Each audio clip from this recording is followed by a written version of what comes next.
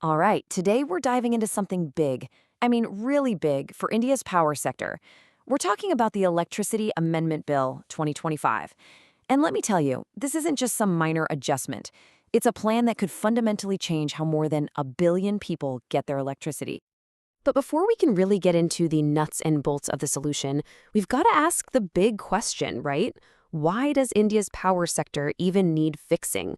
Why is it considered to be in a crisis? That's really the core question this bill is trying to answer. Okay, so let's dig into that problem. To really get why this new bill is such a potential game changer, we have to understand the issues that have been plaguing India's power sector for years now. So, when you peel back the layers, it really comes down to four major headaches. First off, the companies that actually deliver power to our homes, they're just constantly losing money. It's a huge financial drain. Second, for most of us, there's absolutely no choice in who our electricity provider is. You get what you're given. Third, the whole pricing system is, well, it's kind of warped, and that really hurts our industries. And finally, you've got these things called high AT&C losses. That stands for aggregate technical and commercial losses, which is just a fancy way of saying a whole lot of power gets lost either through old equipment or theft before it even reaches your home. Now, you're going to hear this word discoms a lot, so let's just clear that up. It's short for distribution companies. Think of them as the last mile delivery folks. They're the ones responsible for getting the electricity from the main grid right to your doorstep, whether that's your home or your business. And as you'll see, they are right at the heart of the financial mess. Okay, another key concept you need to know is cross-subsidy. Here's how it works. Businesses and big industries are often charged way more for their electricity. And why? Well, that extra money is used to pay for cheaper, subsidized power for other groups like farmers. Now, on the surface, that might sound okay, but it creates this massive imbalance. It means manufacturers have these incredibly high operating costs, making it a real struggle for them to compete with companies in other parts of the world. All right, so we've laid out the problems, which are pretty deep-seated, right? So now let's turn to the proposed solution, the Electricity Amendment Bill of 2025. This is the government's shot at a complete overhaul of the entire system. And the goal here is ambitious, to say the least. We're not just talking about patching up financial holes. The vision is to build a truly modern power sector, one that can deliver reliable, affordable, and high-quality electricity to absolutely everyone, from a farmer in a remote village to the owner of a massive factory. So, what's the big transformative idea that's driving this entire bill?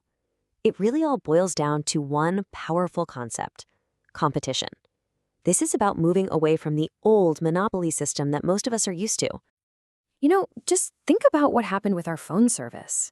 Remember when you had basically one choice for a landline? And now? Now you've got tons of mobile providers all competing for your business with better plans and better service. That's exactly the vision here for electricity.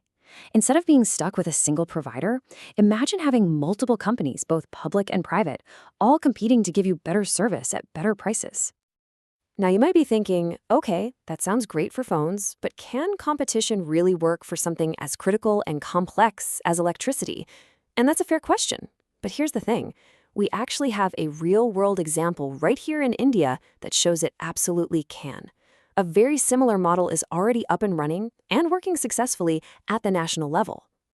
Yeah, it's called the Interstate Transmission System, or ISTS for short, and it's pretty simple how it works. You have different companies, both public and private, competing to build the big power lines that connect states. There's a central regulator to make sure everyone plays fair, and all the users share that common network. And the result? Well, this model has slashed costs, sped up construction, and created a much more reliable national grid. The big idea behind the new bill is to take that exact same winning formula and apply it at the local level, so you and I can see those benefits directly. Okay, so we've got the big idea, competition, and we've seen proof that the model can work. So now, let's get into the nitty-gritty. Let's break down the specific pieces of the bill that are supposed to make this a reality for all of us. The bill really rests on four main pillars. First up, you have structural reform. This is the part that actually allows multiple suppliers to use the existing poles and wires to compete for your business. Second is tariff rationalization, which is all about moving towards fairer, more cost-reflective pricing. Third, there's a big push for stronger governance, which basically means giving state regulators more teeth to enforce standards and slap penalties on companies that don't perform. And finally, there's sustainability. This forces companies to buy a certain amount of their power from renewable, non-fossil fuel sources. But look, whenever you talk about changing electricity prices, a huge question always comes up. What happens to the people who can least afford it? The bill tries to be very clear on this. It's specifically designed to fully protect the existing subsidies for farmers and for low-income households. That's a key promise of this reform. And what about those industries that have been paying those super high, cross-subsidized prices? Well, the bill lays out a 5-year plan to phase out those extra costs. The idea is to systematically lower one of the biggest expenses for sectors like manufacturing, railways, and metros, helping them become way more competitive on the global stage. So when you put all of these pieces together, the new competition, the tariff reforms, the stronger oversight, what's the end game? What's the ultimate vision? It's really about creating a power sector that is genuinely ready for the future, one that can act as the engine for India's economic growth for decades to come. And this isn't happening in a vacuum. It all ties directly into India's much bigger long-term ambitions. I mean, making power cheaper for businesses, creating a stable environment that attracts investment, and just delivering more reliable electricity to everyone. These are all fundamental building blocks for the country's growth and development goals. So it's really crucial to see this bill as more than just a new set of rules. Think of it as a comprehensive blueprint, a plan to build a modern, efficient, and resilient power sector that can actually meet the demands of a rapidly growing nation. But of course, the sheer ambition of this reform is really only matched by the massive scale of the challenge. And that leaves us with one final huge question.